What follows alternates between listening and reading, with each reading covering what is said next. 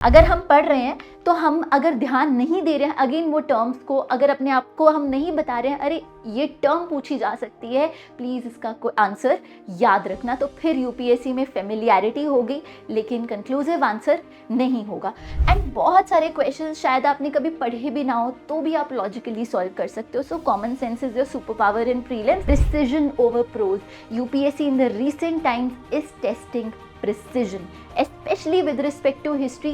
Paper हमारा इस वजह से रुकता है, जो आता है, जो पढ़ा है, जो बहुत बार पढ़ा है उसको उतना ध्यान से नहीं पढ़ा है, पीवाईक्यूज के पैटर्न्स नहीं देखे हैं और एग्जाम में ब्लंडर्स करके आ जाते हो, पढ़ी हुई चीज़ें हम गलत करके आ जाते हैं। सिर्फ फैक्चुअली चीज़ों को नहीं पढ़ना, फैक्ट्स आपको हमेशा धोखा देंगे, लॉजिक नेवर विल। अगर 2 साल में कोई टॉपिक्स बार बार रिपीट हो रहे हैं तो हमारे पास वो बहुत बड़ी अपॉर्चुनिटी है कि उस टॉपिक को ढंग से कर लें, उस थीम को ढंग से कर ले, चाहे कितनी भी मेहनत हो।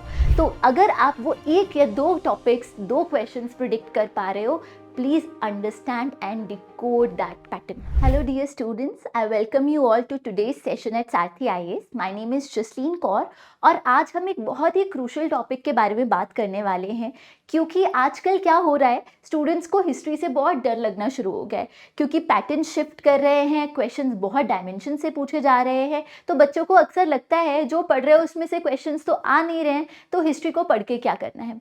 लेकिन यूपीएससी हैज़ इट्स पैटर्न्स और वो पैटर्न हम कहाँ से देखते हैं, the questions it is asking. तो आज हम डिकोड करेंगे the new way UPSC is asking questions in the recent time, ताकि आपको समझ में आए जो आप पढ़ रहे हो उसको आप किस डायरेक्शन में पढ़ोगे, किस एंगल से पढ़ोगे, किस डायमेंशन से पढ़ोगे, तभी आप इंश्योर कर सकते हो जो पढ़ा हुआ है वो वाकई एग्जाम में आपको रिजल्ट देगा। तो आज मैं आपको 6 तरीके डिस्कस करने वाली हूँ, वो तरीके जिससे यूपीएससी अपने पैटर्न शिफ्ट कर रहा है, जिस तरीके से अपने टाइप ऑफ क्वेश्चंस को बदल रहा है, उसको समझकर आप आने वाले क्वेश्चंस को अच्छे से सॉल्व कर सकते हो। तो सबसे पहले यूपीएससी टेस्ट कर रहा है आपके basics but at a deeper level.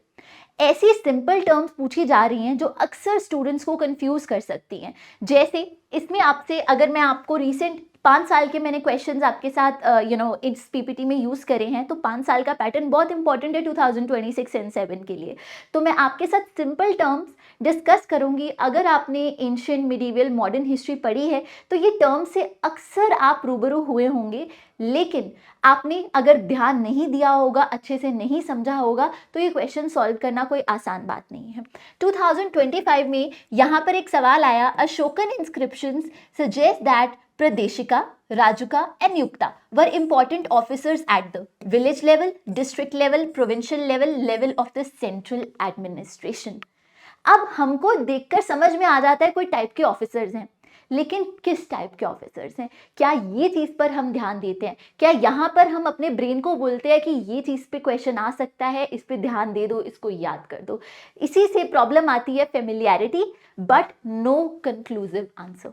Let us take another question. With reference to medieval India, which of the following is correct sequence in ascending order? यहाँ पे उन्होंने टेरिटोरियल यूनिट्स परगना, सरकार और सूबा को अरेंज करने के लिए बोला है। आप देखकर समझ में आ रहा है, किसी भी बच्चे ने पढ़ा होगा ढंग से तो उसको समझ में आ रहा है कि टेरिटोरियल यूनिट्स है, बट अगर ध्यान नहीं दिया होगा कि परगना का मतलब क्या है, सरकार का मतलब क्या है, सूबा का मतलब क्या है, तो वहां पर फ्री में नंबर आप लूज कर देंगे। उसके साथ साथ अगर आप देखो तो इरिगेशन डिवाइस कॉल्ड अराघट्टा, इसका मतलब क्या है, सभी related to a water bag made of leather pulled over a pulley, a large wheel with earthen pots tied to outer ends with its spokes, a larger earthen pot driven by bullocks, a large water bucket pulled up rope directly by hand. बहुत ही closely related options हैं। यही UPSC आपको confuse करता है, सबसे almost सारी options दिखा रही है कोई वाटर पुलिंग डिवाइस है। अब किस तरीके से उसकी फंक्शनिंग है ये हमको अगर नहीं पता है, हमने ध्यान से नहीं देखा है कि क्या ये डिवाइस था, तो उसमें आप गलती कर सकते हो। इनफैक्ट ये पीवाईक्यू की रेपिटेशन है, बट देखो कितनी डिटेल में यूपीएससी अब पूछ रहा है। उसके साथ साथ अगर हम देखें तो यहाँ पर देखा है with reference to Indian history who of the following were known as Kuladharan. अगर हम पढ़ रहे हैं तो हम अगर ध्यान नहीं दे रहे हैं अगेन वो टर्म्स को, अगर अपने आप को हम नहीं बता रहे हैं अरे ये टर्म पूछी जा सकती है, प्लीज इसका कोई आंसर याद रखना, तो फिर यूपीएससी में फेमिलियरिटी होगी लेकिन कंक्लूसिव आंसर नहीं होगा। सिमिलरली ये भी क्वेश्चन है संगम लिटरेचर से, वत किरुतल, आई एम सॉरी अगर प्रोनाउंसिएशन थोड़ी गलत है, ठीक है, तमिल वर्ड है। तो यहाँ पर इस प्रैक्टिस का मतलब पूछा गया है। तो अगर हमने इस वर्ड को पढ़ा है और अगर उसको ढंग से हमको नहीं पता है मतलब क्या है, अगेन हम इसमें प्रॉब्लम फेस करेंगे। ठीक है जी। तो बेसिक्स बट डीपर, जब भी आप कोई ऐसी टर्म, चाहे ancient, medieval mostly, but also in modern history, ऐसे टर्म जो आप जिनसे रूबरू होते हैं, प्लीज़ उनका एक स्टेप अहेड जाकर क्वेश्चन पूछना। और इतने सारे क्वेश्चंस, मैंने सिर्फ आपको 5 साल के क्वेश्चंस दिखाए और ये भी मैंने सारे इसमें नहीं लिखे हैं, तो आप इमेजिन कर सकते हैं इसकी इंपॉर्टेंस। अब बात करते हैं common sense is your new super power. And ये सिर्फ हिस्ट्री की बात नहीं है, this is tested through out UPSC CSC prelims, it's very very very important. तो अगर मैं क्वेश्चंस की बात करूं, पहले इस क्वेश्चन से स्टार्ट कर लेते हैं। According to Kautilya's Arthashastra, which of the following are correct. अब कई बच्चे इस सवाल को देखकर ही घबरा जाएंगे, अरे मैंने तो कौटिल्य की अर्थशास्त्र के बारे में पढ़ा ही नहीं, मैं तो एंशिएंट हिस्ट्री पढ़ के ही नहीं आई या छोड़ के आ गई। तो उस केस में आप उस सवाल को एक बार मौका तो दो पढ़कर। इसमें देखो लिखा है which of the following given statements are correct. इसमें लिखा है अगर कोई इंसान कोई भी इंसान एक स्लेव बन सकता है as a result of judicial punishment. ठीक है, पढ़ते जाएंगे फिर मैं आपको बताऊंगी अप्रोच कैसे करते हैं। If a female slave bore her master a son, she was legally free. If a son born to a female slave was fathered by her master, the son was entitled to the legal status to master's son. अब इतनी बड़ी अर्थशास्त्र है और हम सबको पता है it is related to dharma law. अगर इतना बेसिक आइडिया भी है और आपको पता है सारी सिमिलरली सिचुएटेड टर्म्स है, कौन प्रूव करेगा कि ये नहीं लिखा है अर्थशास्त्र में? अगर आपने नहीं भी पढ़ी है, आप कॉमन सेंस लगाओ कि ऑब्वियसली स्लेवरी एक पनिशमेंट मिल सकती है, स्लेवरी की पनिशमेंट मिल सकती है। अगर कोई फीमेल अपने मास्टर को बेटा देती है तो ऑब्वियसली उसको लीगली फ्री किया जा सकता है, ये लिखा जा सकता है। तो यहाँ पर आप रिस्क ले सकते हो, ठीक है, कॉमन सेंस को यूज कर कर। यहाँ पे देखिए which of the following given statements are correct with respect to Upanishads. तो यहाँ पे लिखा है there are no parables in Upanishads. Parables यानी कि स्टोरीज, अगर ऐसे शब्द आते हैं जिसका मतलब आपको नहीं समझ में आता है, उसका हिंदी वर्जन ऊपर लिखा होता है, एक बार पढ़ लो। एंड नो पैराबल्स, ऐसा कौन प्रूव करेगा कि कोई भी छोटी सी स्टोरीज जो होती हैं, मॉरल स्टोरीज होती है, वो उपनिषद में मेंशन्ड ही नहीं है? तो ये तो कंप्लीटली गलत हो गया। ऐसा नहीं है कि हमेशा जो हमें सिखाया जाता है कि नो गलत है या यस सही है व्हाटसोएवर, बट आप लॉजिक लगा कर देखो, कॉमन सेंस यूज करो, है ना। सिमिलरली यहाँ पे राजा राम मोहन रॉय, मैंने बहुत स्टूडेंट्स से सुना कि वो इस स्टेटमेंट में कंफ्यूज हो गए, मुझे तो नहीं समझ में आया कि क्यों कंफ्यूज हो गए। यहाँ पे लिखा गया है कि he possessed great love and respect for traditional philosophical system of the east. जब हम राजा राम मोहन रॉय के बारे में पढ़ते हैं तो हम अक्सर ये देखते हैं कि अच्छा वो वेस्टर्न एजुकेशन से इंस्पायर्ड थे, दैट इज ओके, बट हम ये भी तो समझें कि उन्होंने अल्टीमेटली तो ईस्ट से ही थे वो। अगर हमको कुछ भी नहीं पता है फिर भी ये टर्म, इस स्टेटमेंट को गलत मानने का कोई मतलब ही नहीं। वैसे तो हमारी कॉमन नॉलेज में भी हमको पता है कि he had juxtapose both the west and the east, yet अगर आप सिर्फ कॉमन सेंस देखें तो obviously he must have possess some respect for the east, so that way use your common sense. And बहुत सारे क्वेश्चंस शायद आपने कभी पढ़े भी ना हो तो भी आप लॉजिकली सॉल्व कर सकते हो। So common sense is your super power in prelims. Just questions आपने अगर नहीं कभी देखे हैं, सुने नहीं हैं या सब्जेक्ट नहीं पढ़ा है, उसका मतलब ये नहीं है कि आप उसको एक मौका नहीं दोगे। So that is the second pattern that we want to decode, not talking about the third thing. This I cannot talk about enough, and this is the reason why we study precision over prose. UPSC in the recent times is testing precision, especially with respect to history. अगर आप वो fine micro details अगर आप नहीं ध्यान में लाते हो, वही कारण बनता है आपके सवाल गलत हो जाते हैं। और इसी चीज़ के लिए हम इतनी डेप्थ, क्लैरिटी अंडरस्टैंडिंग से हिस्ट्री पढ़ते हैं, हमको ध्यान देना चाहिए कि छोटी छोटी गलतियां हमको नहीं करनी है।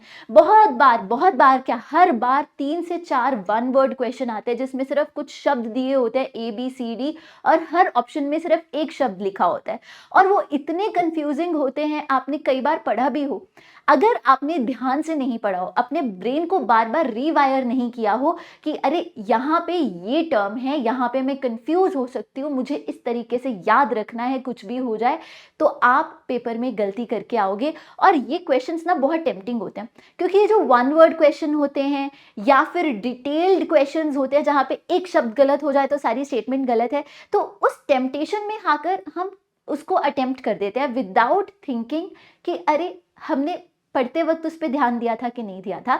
तो टेम्पटेशन में नहीं आना है, पहले ही इंश्योर करना है, समझना है कि ऐसे क्वेश्चन आते हैं, तो मुझे पहले से ही प्रिसीजन पे ध्यान देना है, प्रिसाइजली पढ़ना है।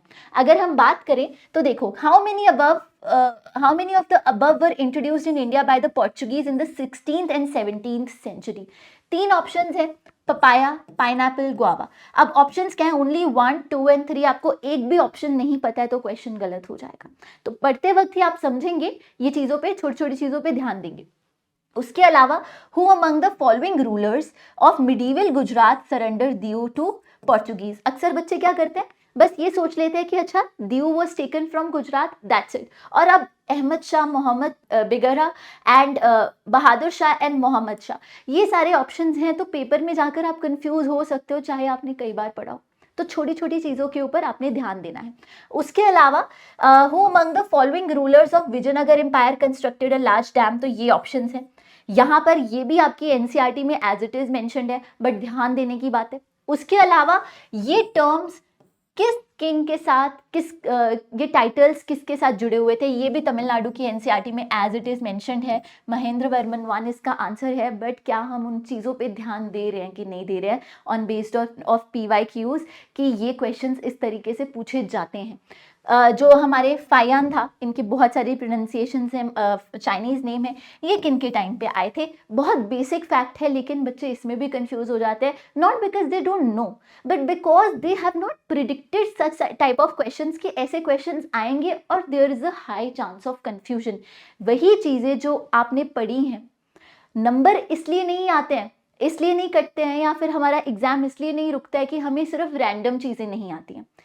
पेपर हमारा इस वजह से रुकता है, जो आता है, जो पढ़ा है, जो बहुत बार पढ़ा है, उसको उतना ध्यान से नहीं पढ़ा है, PYQs के पैटर्न्स नहीं देखे, और एग्जाम में ब्लंडर्स करके आ जाते हो, पढ़ी हुई चीज़ें हम गलत करके आ जाते हैं। और ये चीज़ मैंने अपने पहले अटेम्प्ट में की थी, ठीक है। So that is another thing and the list goes on. ये भी कुछ और एग्जाम्पल्स हैं। Who among the following was associated as the secretary with Hindu female school known as Bethune female school. 1 word answer है, पता है तो पता है, नहीं पता तो नहीं पता। अच्छा, इस चीज़ में ना बस पढ़ने का एक आपको सजेशन दे रही हूँ कि आप लॉजिकली पढ़ो, सिर्फ फैक्चुअली चीज़ों को नहीं पढ़ना है। फैक्ट्स आपको हमेशा धोखा देंगे, logic never will. Okay, so please इस चीज़ पे ध्यान देना कि आप क्रोनोलॉजी को याद कर सकते हो, क्रोनोलॉजी समझ सकते हो, टाइमलाइन समझ सकते हो। अच्छा, किस पीरियड में कौन था इंडिया में, कौन नहीं था, उससे भी एग्जाम्पल आपकी ये जो 1 वर्ड क्वेश्चंस हैं एलिमिनेशन में हेल्प कर जाते हैं। वर्चुअली, विजुअली चीज़ों को देखो, मैपिंग के थ्रू लोकेशंस को देखो, उससे भी चीज़ें बहुत आसानी से एलिमिनेट करते हैं। ऐसे क्वेश्चंस इनफैक्ट देखने में लगते हैं कि रोट लर्निंग के क्वेश्चंस हैं, बट एक्चुअली कंसेप्चुअली इनको याद किया जा सकता है और आप गलती नहीं करोगे। इनफैक्ट अगर रोट लर्निंग के ऊपर सिर्फ ध्यान दोगे तो यहाँ पर पढ़ने के बाद भी गलती होगी। So this is one of my golden advice to you, always associate facts with logic, be it visuals or attaching meaning to it, and chronology as well. All right, so that is your third type. अब बात करते हैं, fluid intelligence is more important than crystallized intelligence. पहले तो इनका मतलब भी समझ लेते हैं, काफ़ी भारी भरकम शब्द है। देखो, क्रिस्टलाइज्ड इंटेलिजेंस वो है जो आपके अंदर बस क्रिस्टलाइज हो गई, आपने पढ़ लिया तो आपको पता है ये पढ़ा है एज इट इज, इसमें से आ गया तो क्वेश्चन गलत नहीं होने वाला है। बट जहाँ उसकी अप्लाइड नॉलेज होगी, उसकी रिलेटेबिलिटी होगी, वो चीज़ें आएंगी जो उससे रिलेटेड होंगी। आप अराइव कर सकते हो questions on the basis of what ever you know. ऐसे क्वेश्चंस जब आएंगे, क्या उस वक्त आप अपना दिमाग यूज़ कर रहे हो, क्या उस वक्त आप सोच पा रहे हो कि इसका आंसर क्या होगा? क्या उस वक्त आप रिस्क ले पा रहे हो कि ठीक है, मोस्ट लाइकली इसका आंसर यही है? अनुमान लगाने की जो समर्था होती है on the basis of what ever you know very very clearly, अनुमान ब्लाइंड गेस की बात नहीं कर रही हूँ, on the basis of what ever you know, वो होती है आपकी फ्लूइड इंटेलिजेंस। और वो अक्सर इस एग्जाम में, अक्सर क्या, हर सब्जेक्ट में वो चेक होती है, और हिस्ट्री अलग नहीं है। अगर मैं आपसे क्वेश्चन पूछूं, इसी साल ये क्वेश्चन आया था, sedition has become my religion, the famous statement given by Gandhi ji was at the time of. अब ये किसी बुक में, एटलीस्ट जो बेसिक बेसिक बुक्स हम पढ़ते हैं जैसे स्पेक्ट्रम, एनसीईआरटी, नहीं लिखा है उसमें, ठीक है। मे बी ओल्ड एनसीईआरटी में लिखा होगा, न्यू में तो नहीं लिखा है, बट ये टर्म अक्सर बच्चों को नहीं पता होती है। बट क्या इसका मतलब ये है इस क्वेश्चन को ट्राई भी नहीं करना, अपनी इंटेलिजेंस को यूज भी नहीं करना? आप खुद सोचो, हमने इतनी डिटेल में अगर पढ़ा होगा चंपारण सत्याग्रह, हमने पढ़ा होगा सॉल्ट लॉ एट डांडी, पहले तो यही समझ लो सेडिशन का मतलब क्या है, एंटी गवर्नमेंट होना। बिल्कुल सिंपल भाषा में अगर हम बात करें, गवर्नमेंट के खिलाफ कुछ करना। सिविल डिसोबीडियंस में खिलाफ तो नहीं किया था, बस डिसोबे किया था। अगर हम publicly violating salt law at Dandi, सीधा सीधा लॉ तोड़ा था।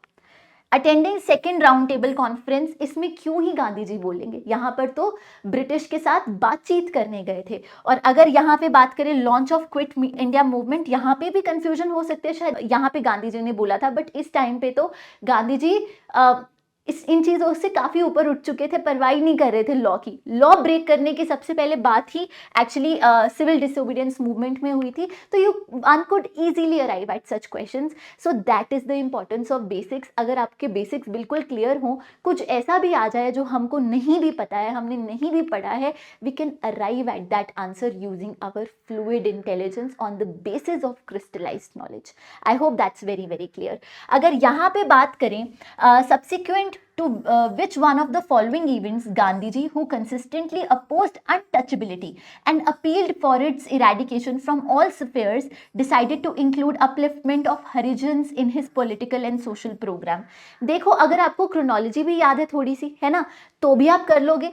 अदरवाइज आप इसमें से भी कॉमन सेंसिकली भी देख सकते हो, किसके बाद बोला होगा, गांधी इरविन पैक्ट के बाद बोला होगा, पूना पैक्ट के बाद बोला होगा, अरेस्ट के बाद बोला होगा, क्विट इंडिया मूवमेंट, या फिर गवर्नमेंट ऑफ इंडिया एक्ट 1935। बहुत लॉजिकली ये क्वेश्चन किया जा सकता है। इन क्वेश्चंस को हमको छोड़ना नहीं है, चाहे हमने as it is word to word अपने कॉन्टेक्स्ट में नहीं पढ़ा हो। So that is your fluid intelligence. एक और थोड़ा मुश्किल सवाल की बात करते हैं। यहाँ लिखा है योग Vashishtha was translated into Persian by Nizamuddin Panipati during the reign of। अब I am sure most students को नहीं पता होगा ये बात, पर क्या एग्जाम वाले दिन हम अपनी फ्लूइड इंटेलिजेंस यूज नहीं कर सकते हैं? किसके टाइम पे, अगर हम बेसिक एनसीईआरटी भी पढ़ते हैं, हम सब ने पढ़ा है, कोई एक अगर मुगल एम्परर था who was very much interested in religious brotherhood, वो थे अकबर। तो I know it could be a risk, but it's worth taking the risk because it's based on your knowledge, ठोस नॉलेज के ऊपर बेस्ड है। तो अपनी क्रिस्टलाइज्ड नॉलेज को यूज करो to actually arrive at the answer. That is the next pattern that we should decode through UPSC, और ये आपको प्रैक्टिस में लाना है, ठीक है जी। आगे बात करते हैं नेक्स्ट पैटर्न की, थीमेटिक कॉन्टिन्यूटी इन पीवाईक्यूज। आखिरी 2-3 साल में जो थीम्स आ रहे हैं वो हर बार आएंगे। अगर मैं आपसे क्वेश्चन डिस्कस करूं with reference to government of India Act 1935, इसके ऊपर क्वेश्चन आया। आखिरी 5 साल के क्वेश्चन हैं, सारे मैं इंक्लूड नहीं कर पाई because of the paucity of time and space also. Governor general of Bengal designated as governor general of India during which act? ठीक है, रिजर्व्ड और ट्रांसफर सब्जेक्ट्स कौन से थे according to government of India act 1919? और भी बहुत सारे क्वेश्चंस आए हैं इसी के ऊपर। इसके अलावा एक फेवरेट टॉपिक हम सबको पता है, बुद्धिज्म जैनिज्म, हर साल ले आना होता है, आजकल नहीं आ रहा है। उसके अलावा विजयनगर एम्पायर आखिरी 2-3 साल में काफ़ी बार आ रहा है। तो ये अगर 2 साल में कोई टॉपिक्स बार बार रिपीट हो रहे हैं तो हमारे पास वो बहुत बड़ी अपॉर्चुनिटी है कि उस टॉपिक को ढंग से कर लें, उस थीम को ढंग से कर ले, चाहे कितनी भी मेहनत हो। तो अगर आप वो 1 या 2 टॉपिक्स, 2 क्वेश्चंस प्रिडिक्ट कर पा रहे हो, please understand and decode that pattern. Okay जी, so that is another thing. UPSC also wants you to know what to avoid. Like I said, logically आपको चीज़ों को अराइव करना है by understanding basics and foundations, but UPSC ये भी चाहता है कि आप जाने कि किन चीज़ों से दूर रहना है। जैसे बहुत सारे ऐसे क्वेश्चंस हैं, कौन सा प्ले है एट्रीब्यूट किया गया है भाषा को, अगर आपने इन ऑप्शंस के बारे में कभी नहीं सुना है, और शब्द भी ऐसे है कि अगर आपने अच्छे से क्लैरिटी नहीं है, या फिर आपको नहीं पता इनमें से एटलीस्ट 2 वर्क्स को कि किसने लिखा है किसने नहीं, तो आप इन चीज़ों को अवॉइड करो। उसके अलावा Sanghabhuti, an Indian buddhist monk travel to China at the end of 4th century was the author of which. अगर आपको इनमें से 2-3 वर्क्स के बारे में नहीं पता तो कोई फ़ायदा नहीं है इसको अटेम्प्ट करने का, ठीक है। इसी तरीके से with reference to Indian history कुछ नाम दिए हुए हैं, these were associated with, yes logically guess कर सकते हो, क्रिस्टलाइज नॉलेज में आपको पता चलेगा। आपको पता है इंग्लिश प्रेस इतनी डिटेल में हम पढ़ते हैं मॉडर्न हिस्ट्री में, तो पता होगा कौन कौन से नाम एसोसिएटेड है। चर्चेस के बारे में हम पढ़ते हैं तो हमको पता है, तो लॉजिकली हम अराइव कर सकते हैं। बट अगर आपको नहीं समझ में आ रहा, अगर आपको कुछ भी क्लैरिटी नहीं है, तो अवॉइड करो ऐसी चीज़ें। तो ये कुछ पैटर्न्स हैं जो हमें हमेशा समझने हैं। आपकी कॉमन सेंस को डेवलप करने के ऊपर काम करना है, आपको PYQs के रेपिटेटिव थीम्स देखने हैं, आपको ये देखना है कि आपको क्या चीज़ें अवॉइड करनी है, सिंपल बेसिक थिंग्स के ऊपर एक्चुअली काम करना है, दोज थिंग्स मैटर। अगर इन चीज़ों के ऊपर, फ्लूइड इंटेलिजेंस के ऊपर काम करना है, अगर इन पैटर्न्स को आप समझोगे तो आपकी पढ़ाई रीवायर हो जाएगी, एक सही दिशा में जाएंगी। सो अब करना क्या है, what should we do? Actually हमको कोई भी sources fear of missing out में आकर कभी भी सोर्सेज एक्सपैंड नहीं करने हैं। फंडामेंटल फाउंडेशन सोर्सेज के साथ स्टिक करो। बहुत तरीके हैं सेम इंफॉर्मेशन को प्रोसेस करने के। हमको PYQs के थीम्स और पैटर्न्स को इतने अच्छे से समझना है, उनके जो नए ज़रिए हैं वो सेम पुरानी इंफॉर्मेशन को पूछने के, वो नए ज़रियों को समझना है, और उसके बेसिस पे हमको देखना है कि वो सेम ओल्ड फंडामेंटल सोर्सेज को कैसे पढ़ना है। Instead of going after multiple resources for history, go after 1 or max 2 resources that you trust, that most people who have gone through this examination, who have cleared this examination suggest you, और उसको हर बार नई नई दिशाओं से, नई नई dimension से पढ़ो ताकि आपका ब्रेन खुले। So that is the key to history. I hope it helps. So from now onwards, please understand, keep in mind कि ये पैटर्न्स जो शिफ्ट हो रहे हैं उसको ध्यान में रखकर, PYQs के पैटर्न को ध्यान में रखकर हमको हमारी पढ़ाई करनी चाहिए। Comment down in the section below अगर आपको मेंस के, हिस्ट्री के ऐसे क्वेश्चंस के बारे में भी जानना है। I wish you all the very best. Thank you so much.